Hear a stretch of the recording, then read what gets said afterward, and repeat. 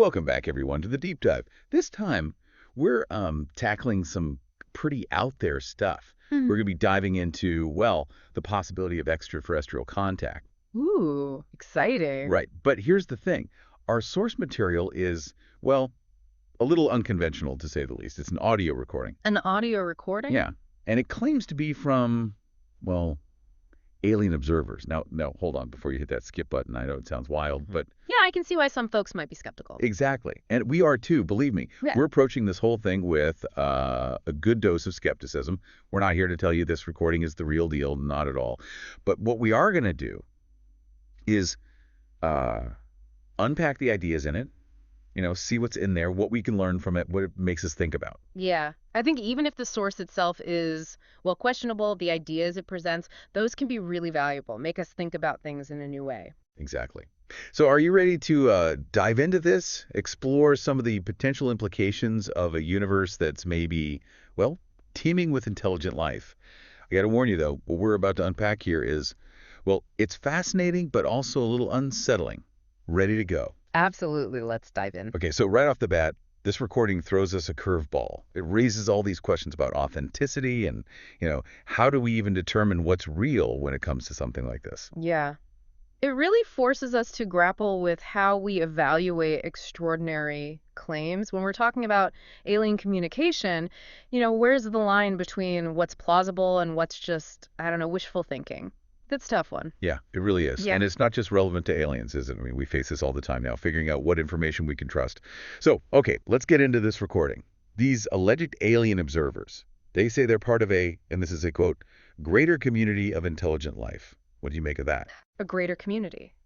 I mean, it implies that the universe isn't just this, well, this vast empty space, that there are all these interconnected civilizations out there, and they hint at a structure to this community, hierarchies, rules of conduct. It's not just, a bunch of random planets with life on them.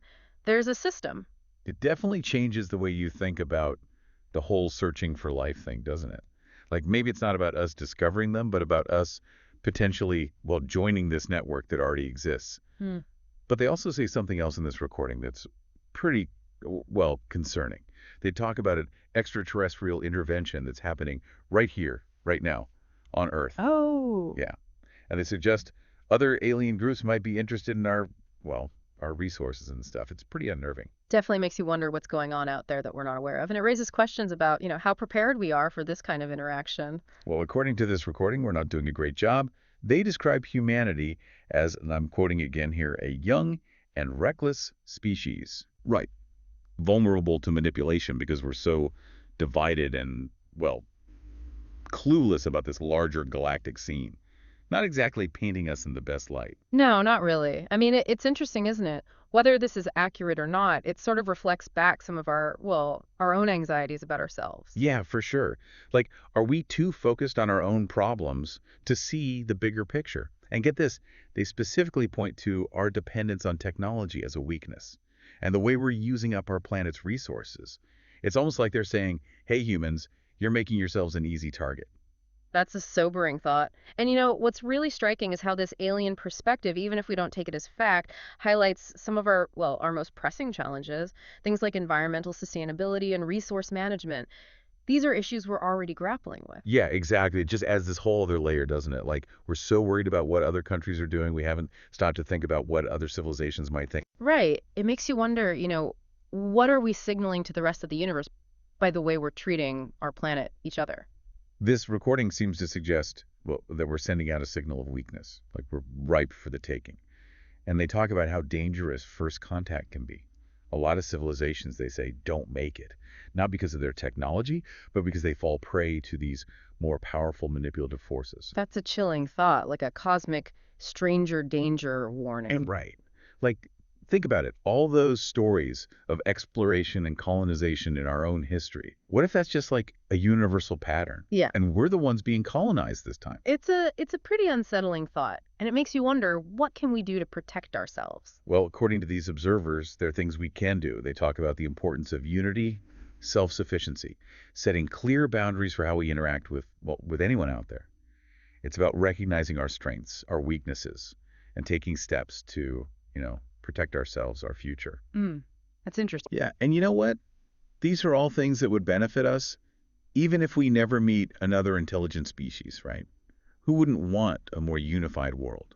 A world that can take care of itself. Absolutely. I think that's one of the most powerful takeaways from this, even if we, set aside the question of whether it's real or not. It forces us to ask these fundamental questions about our future as a species, Mm. about our place in the universe. It's pretty profound. Yeah, and that's just the beginning.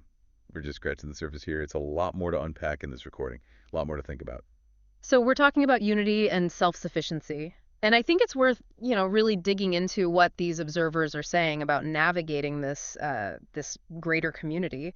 They're describing a pretty complex and potentially dangerous situation. Yeah, like it's not all friendly aliens coming to say hi. Right, exactly. They're painting a picture of this, almost like this giant marketplace. A marketplace. Yeah, think of it like all these different civilizations out there, they're interacting, trading, competing, each with their own goals, their own agendas. Kind of like that scene in Star Wars with all those weird creatures in the cantina, right? Exactly, except instead of creatures, it's, entire civilizations. Okay, yeah. Yeah. I get it. So we're like the newbies, right? Yeah. Walking into this crazy cosmic marketplace, not knowing what's what. Yeah, and the observers warn about certain groups, certain civilizations that target the newcomers, the ones who maybe aren't as advanced. They exploit them for their resources. It's like cosmic colonialism or something. That's a good way to put it.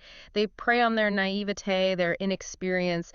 They basically turn them into what they call cosmic client states. Cosmic client states. Man, that's a scary thought.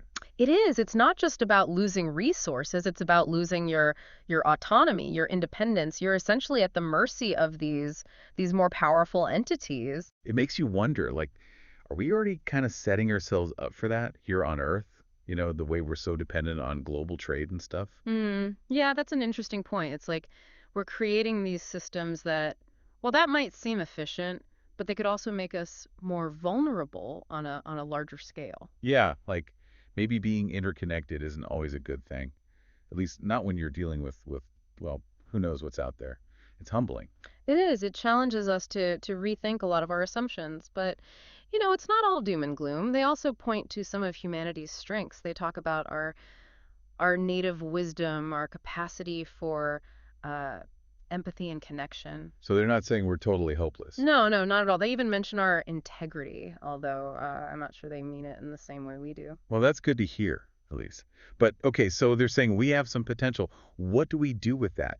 How do we use these strengths to, protect ourselves out there? Well, they have a rather interesting suggestion. They talk about cultivating what they call spiritual awareness. Spiritual awareness. Now, before you think they're talking about religion or something, it's broader than that. It's more about recognizing our interconnectedness, not just with each other, but with the universe as a whole. Okay, I think I see what you're saying. It's like Yeah. taking a step back, looking at the bigger picture, connecting to something larger than ourselves. Exactly. And, that's something that can benefit us no matter what, right? Even if there aren't any aliens sending us messages who couldn't use a little more self-reflection, a little more awareness of our place in everything. Yeah, for sure. So they're saying we need this spiritual awareness, but they also talk about, taking action, moving towards unity. Right. And not just in the political sense or, social sense. It's a deeper kind of unity they're talking about. Right. Like recognizing that we're all in this together, that our fate is, well, it's kind of tied up with everyone else's and maybe with other civilizations out there too. Exactly. It's about realizing that our divisions, our inability to cooperate, those aren't just internal problems. They're weaknesses that could make us vulnerable on a cosmic scale. It's heavy stuff, man. Yeah. Like they're really holding up a mirror to us saying, look, this is who you are. This is where you stand. Now what are you going to do about it? Yeah. It's a powerful message, and it forces us to confront these really big questions about our values, our priorities, Yeah. about our future as a species. It's pretty profound. It is. And they also talk about how, how first contact can be really dangerous, how a lot of civilizations, they don't survive it. Not because of their technology or anything, but because they lack, well, what they call wisdom. They're not unified. They're not, well, spiritually aware enough to handle it. Yeah, that's one of the key takeaways here. So basically they're saying that our technology It might be getting ahead of, well, of our moral and spiritual development. Yeah. And that could be our downfall, especially if we run into civilizations that are, well, way more advanced than us. Right, and that's where their emphasis on self-sufficiency comes in. Oh, yeah, they talk about that a lot. They argue that, relying too heavily on other civilizations for, I don't know, resources or technology, it can lead to a kind of, well, a cosmic dependency, and that can be really dangerous. It's like you become like a colony, not just in the physical sense, but in the, I don't know, the mental and cultural sense too. Exactly. You lose your independence, your freedom to, well, to determine your own destiny.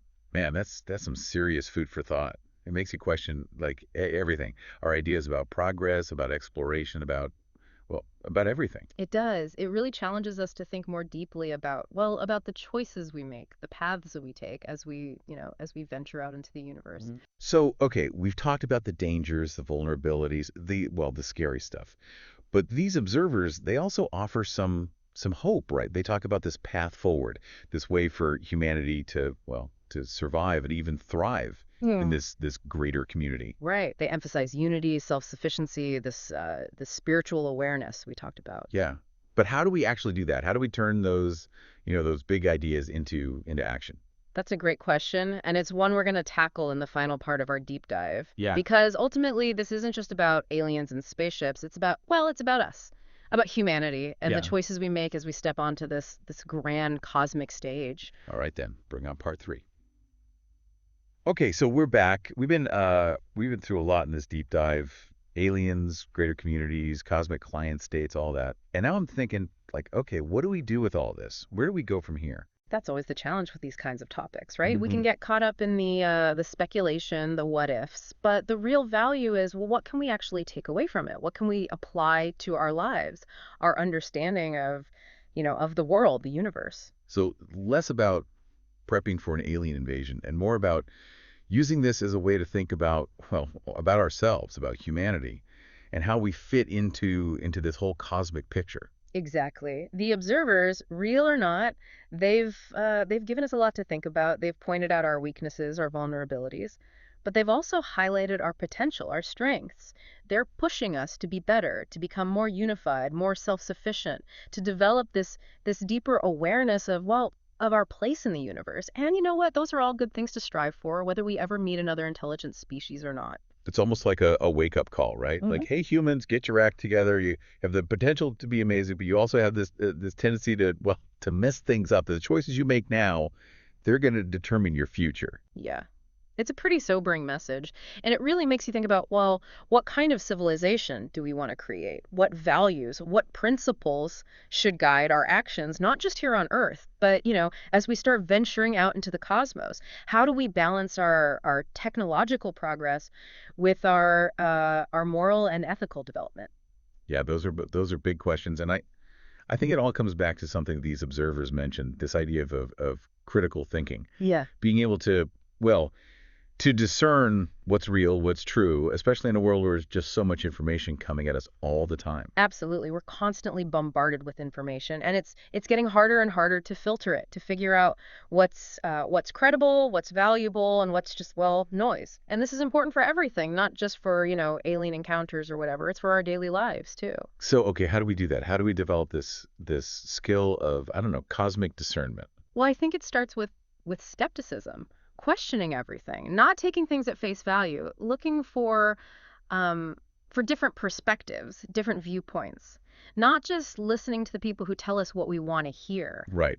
Being open to the possibility that, well, that we might be wrong about something, that our understanding of the universe, of everything, might be, incomplete, that there's always more to learn. Exactly. And I think it's also about recognizing our own biases, the filters that we see the world through, how those filters can distort our understanding. Yeah, that's tough. But it's necessary, right? Especially if Yeah. we're thinking about interacting with other civilizations that might have, well, completely different ways of thinking, different values. Right. And that brings us to another important point that the observers made, this idea of self-awareness. Understanding ourselves, not just as individuals, but as a species, our strengths, our weaknesses, our values, what we aspire to, who Yeah. we are. Because if we don't even know who we are, how can we understand anyone else? or interact with them in a meaningful way. Exactly. And self-awareness isn't just about seeing our flaws, it's also about recognizing our potential. The observers, they warned us about a lot of stuff, but they also acknowledged humanity's capacity for creativity, for compassion, for innovation. They see our good side too. So it's not about getting all freaked out and giving up. It's about, well, about approaching the universe, the unknown, with this sense of wonder and Hmm. this willingness to learn, to adapt, to evolve. Right. And that's really what this deep dive has been all about. Exploring not just the possibility of alien contact, but using that as a way to explore ourselves, our Mhm. place in the universe, the choices we have in front of us, the challenges and the amazing possibilities that are out See, there. it's been quite a journey. And Hmm. as we wrap up here, I'm feeling, well, a lot of things. Oh, a little bit of fear, honestly, but also hope. Maybe, just maybe, humanity can rise to the occasion. Yeah, I think that's the key. That Yeah. sense of wonder, of curiosity, the willingness to question, to learn, to keep growing. Because no matter what happens next, one thing's for sure, it's going to be an amazing ride. Thanks for joining us on this deep dive, everyone. Until next time, keep exploring.